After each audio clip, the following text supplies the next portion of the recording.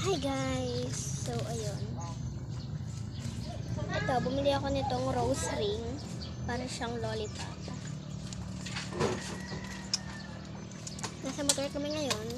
Kasi sila mama bumili ng isda na galunggong. Okay, wag kang dyan ka lang. Tapos, May sasakyan, oh. ito yung patingin nga ako ng ice cream mo. Ito yung ice cream ng kapatid ko, guys. Patiin ako ulit. Patiin ulit ka, maduga ka naman. Kuya ko kasi,